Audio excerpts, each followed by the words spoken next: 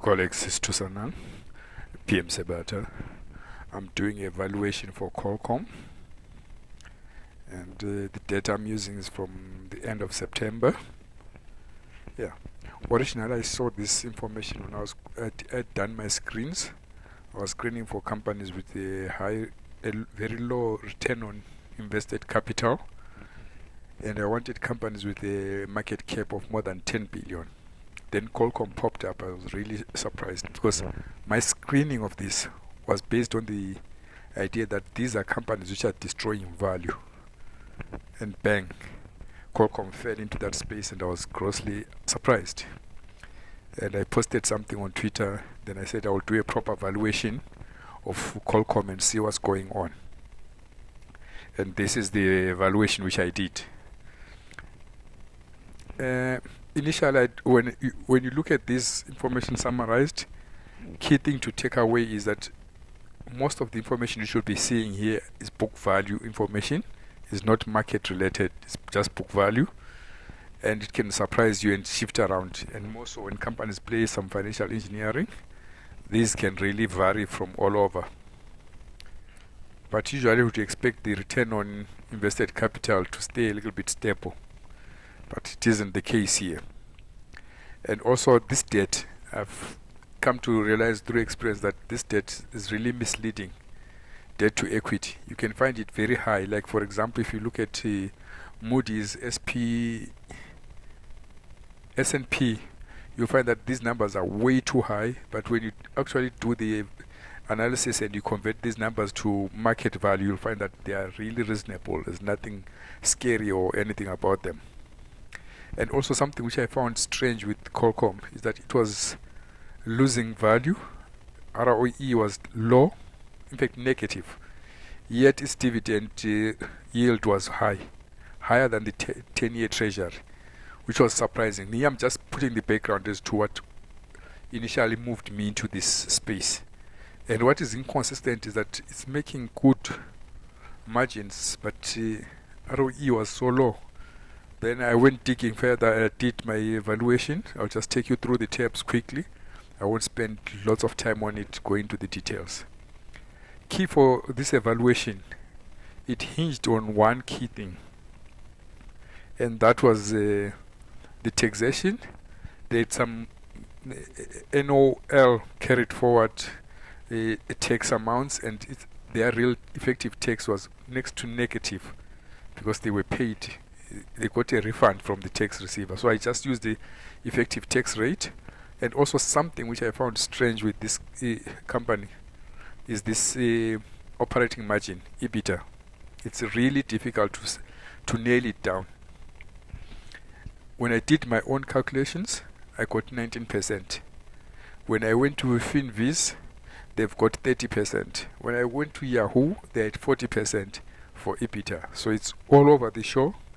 And it's inconsistent. Even if I try to calculate it for the past 3 years, there is so much inconsistent. All the numbers don't really match up. One is at 27, the other one is at 3%. So, man, it's really difficult to establish what is the true EBITDA for this company, which renders the valuation really tricky. And also the revenue. For the past 5 years, it's been a negative 1.8%. Past 3 years, it's been a positive 3.3%. And going forward, what number do you come up with? For the coming 2 years, I stuck with 3.5. Their current revenue growth, I kept it flat. And in the next 3 to 5 years, I gave them a 5%. That's my story, because I'm basing this story depending on what I got from their earnings call and the market they are in. But I'll come back to this point. Reinvestment is consistent with the average of the market and where they are themselves. Initial cost of capital is very high. It's at 11%. One would think it's extremely high, but it's driven by the fact of where they operate. Most of their revenue comes from China. Their risk, I based it on where they get their revenue. China is the That's where they get most of their revenue. Then we have Korea. Sorry, the rest of the world. Then Korea. The US only accounts for a small percentage. If I can just do a quick percentage thing here, I think that will help.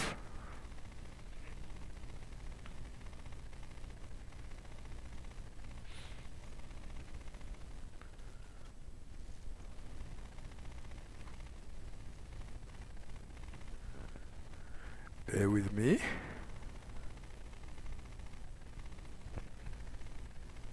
See, Korea gave us 14% of the revenue. That's where it came from. But China provided 66% of total revenue for Qualcomm. This is significant in that with these trade wars with China, this number becomes very relevant. The US only accounted for, give it, say 3%, which is really nothing.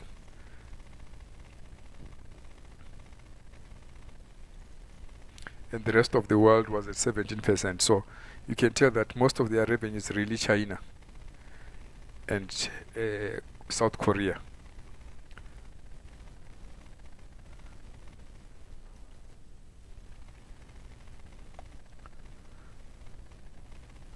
Just to take you through the evaluation quickly. Let me rather give you my basis for the evaluation. My story basically, when I looked at this and after doing my evaluation and even before I finished it, I'm of the opinion that this is not a true investment scenario currently. What I find it is, it's an option play. It's like buying an option on this company, like buying a call option. If it comes off and they win this market, the 5G market, then you are sitting in a pound seat and it will go up. If not, it's going to the doldrums. So you rather play it with using options rather than proper investment, where you buy an option and if it comes right, you earn big monies. If it comes wrong, you are protected. So I wouldn't just buy and hold this one or sell it. I'll just use an option to cover my bets. And in fact, I would use an option setup. Let me give some background here. I would use a ratio call, a ratio back spread, ratio call back spread, and at the same time use a ratio put back spread, and end up with a triangle with with a small base, so that this where I'm buying the puts and the calls is very close to each other, even if it's a triangle, so that net if it explodes in one direction, let's suppose it explodes upwards, the put ratio back spread will eventually give me a small credit because I would have set it up for a credit, and the other one will be the one really providing most of the profits. So I'll play it using both the ratio, the put and call ratio back spreads, because it's not clear where it is, and it's really a binary type of scenario. It's not a proper investment where you can say, no, based on this company, this is what. No, it's a binary scenario. It can either go up or down, but definitely I'm not seeing it staying where it is. My story is based on the US-China trade war. If that is not resolved, Qualcomm is going to feel the pain. If it's resolved, it depends how it's resolved. That's my take there. That's why I'm saying it's very volatile type of scenario. You can't tell where we are. And the competition, I'm looking at Huawei. Huawei is strong in China. Qualcomm is in China. They're going head to head there, and one is gonna win. I'm not seeing them coexisting. My story is that one is likely to win, and who's likely to win? Huawei. So Qualcomm, I'm not seeing their space there, but that can change. But from my storyline and my basis for the evaluation, I'm seeing Qualcomm losing the fight to Huawei on the 5G in China, because both of them are strong in China, and Huawei, I think, will take the prize there. And for me, it will be more of a winner takes all. It's based on the 5G story. Depends who wins that story and who wins it worldwide. It's not just in China, but one is likely to win it worldwide. But on the 5G story, there's another scenario where we can have Huawei winning in China, Ericsson taking care of Europe and North America. But whoever wins China is likely to win this game. So for my take for Qualcomm is going head on head with Huawei. One of them is going to lose, and I'm betting on Huawei winning. So my take is that it's going to either be a 5-bagger or it was going to go bust. That's Qualcomm.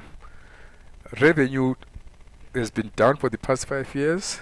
In the past 3 years, it's trying to pick up a bit, but that's very inconsistent.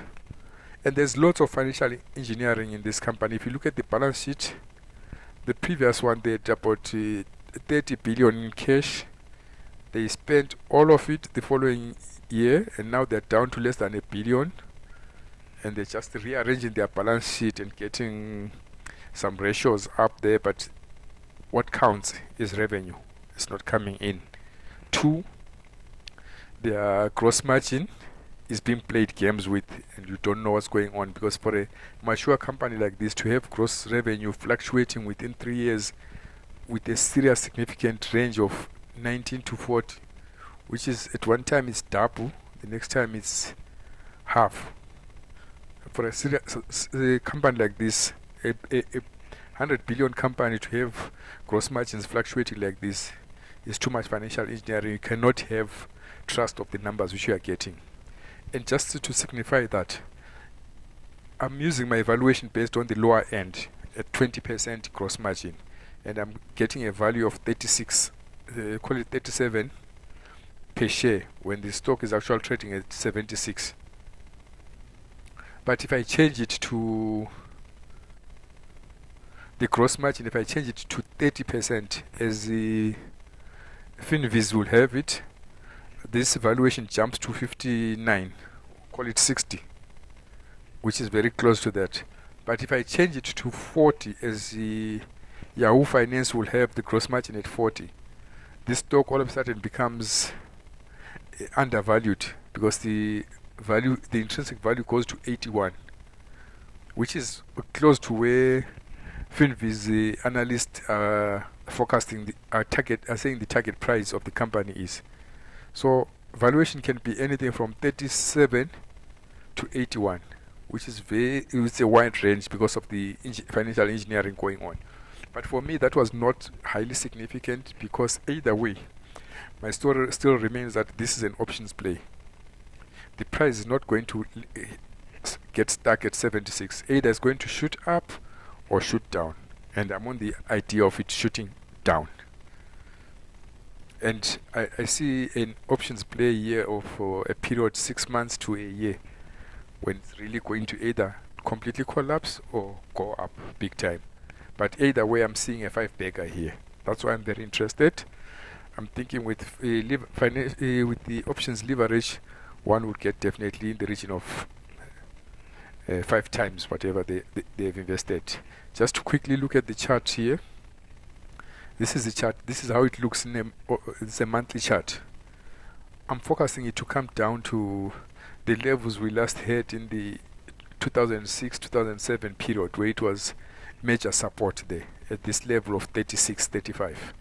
That's where I'm calling it to be. If you use the other one for 59, it will be here in the retracement from this low to that one, the low of 2016 to the recent highs. If you retrace 61% Fibonacci's, you come to the 60 zone there, where if you are using the gross margin of 30, that's where you get. 81 is just over the recent highs there, with the retracement of 23. That's where you'll get. So it's a wide range, but I'm seeing more of us coming here, because with this price going up, divergency, RSI going down. And if my rule of thumb holds, that during this divergence you are likely to see the price coming to touch these lows or going to the 127 zone. Then this is the region where we're likely to come and see the price going to. That's my analysis. That's how I'm seeing it. Just to check on something also, the returns, because these returns were really clumsy.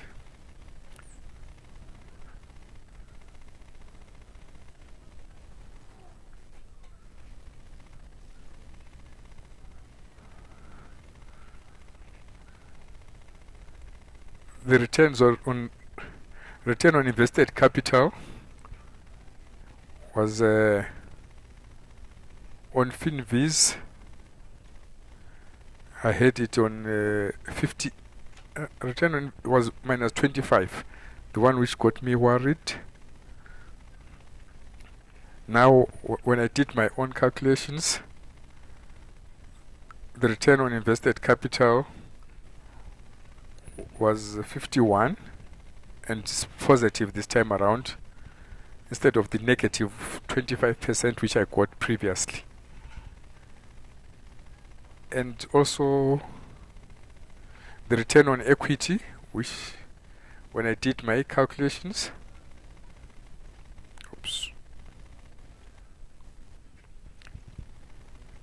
came to the single digit figures. All this, my calculations for ROE and return on invested capital are based on the previous year, with the reasoning that once the invested capital in the previous year is the one which is going to generate the revenues in the following year. That's where I was with my reasoning on this one. So my return on invested capital came to the adjusted one, and using adding back all goodwill as if it was real worth it, it came to 51. But return on equity is the one which slightly disappoints there. It's single digits. It's jumping around this thing. But the real takeaway on this one is that one would rather do their own return on ROE and ROI, because most analysts use the current years, which is fundamentally different from my reasoning that the man which is invested this year is going to generate the revenues for the following year. But for some companies, internet companies and whatever, the business cycle is very short. It might be shorter than a year, so it's dependable. But generally, when I would like to look at return on invested capital. It's positive, more than 50. It's good enough for me. Return on equity, it's always going to be funny because they play games these days with their financials. There is buybacks, write-downs of goodwill and all that stuff. So return on equity varies a lot, and they can get some debt to play games with it, to raise it and lower it. Yeah. But the telling facts about QCOM, that its business is a little bit in trouble. Earnings per share for the past 5 years, minus 22%, way down. Earnings per share this year, we expect it to be way down, almost 300% down. So this company technically is in trouble. Revenue is not growing, and sales quarter to quarter, the recent quarter, sales are down 11%. So the company is not having a great time, and that's why I'm very negative on this company and expect it to go down big. That's my take. I'll just go highlight one more point on the optimum capital structure. Currently, they have a debt as a ratio of debt and equity of 8.33%. So they are carrying debt of about 8.3% to the firm value. The optimal level should be around 0, but also this figure I was not very comfortable with it because of the negative income and stuff. So my take is that yes, they have a debt. The optimum level should be somewhere between 0 and 10%.